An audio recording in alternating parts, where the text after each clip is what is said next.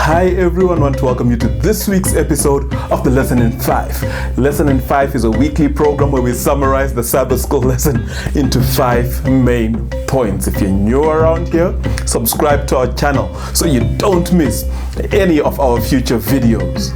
The Sabbath School lesson this quarter is really exciting. We are speaking about the promise and everlasting covenant, that relationship that God wanted to have and still wants to have with his people.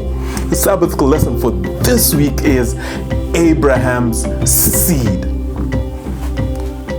God wanted to have a special relationship with the nation of Israel. He expected that this people would be like a moral compass, pointing everyone to the right direction. Unfortunately, Israel didn't always achieve that. They didn't always do the right thing. Above all people, God wanted Israel to stand above all people. God wanted the nation of Israel to be an example. He called them a special treasure. When we read the book of Exodus, God says, "You are a chosen generation, a royal priesthood, a special treasure."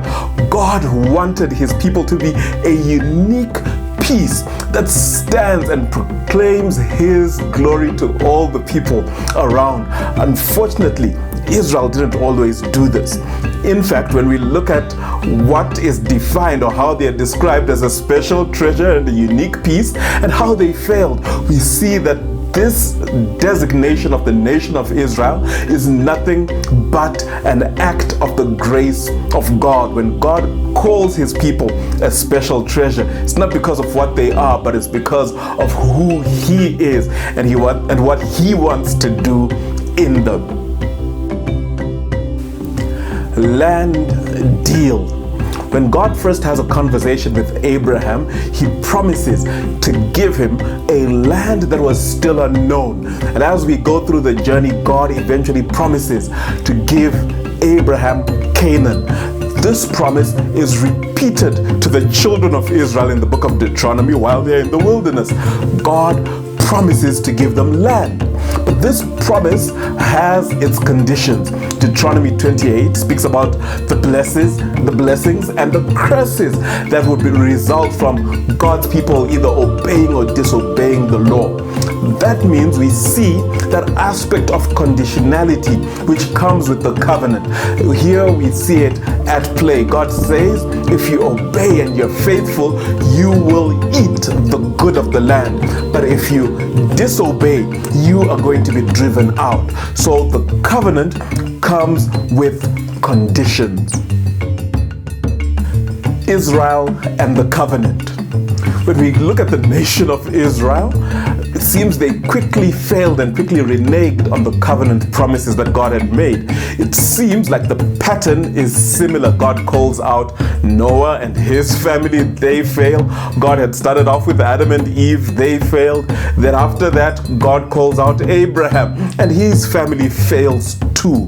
It seems things are going wrong in this grand plan to save and redeem the world because the people constantly fail to meet their end of the bargain. It seems the people constantly turn their backs against God. However, the plan of salvation is not a complete failure. Why is that? Well, we'll soon see. The remnant becomes the source of success for God's plan. These are people who remain faithful to God in spite of all the things that are happening around them. In spite of all the many who fail, there are still some people who remain faithful to God through it all. And the Bible is replete with examples of people who remained steadfast in their faith, who were unmoved by popular culture. People like Daniel, who decided to stand for what is right. The 3 Hebrew boys who stood for the truth, even at the risk of death. The Bible gives us many examples of people who are a faithful remnant to to God. So God's plan is not a failure, but it's a success because some people still remain faithful to Him right until the end. Spiritual Israel.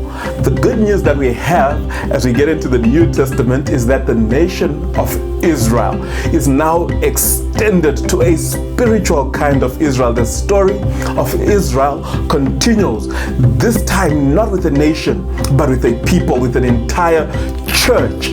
God calls the church to be a part of this covenant relationship, and God wants to continue what He started with Abraham, what He started with Noah, maybe what He started with Adam and Eve.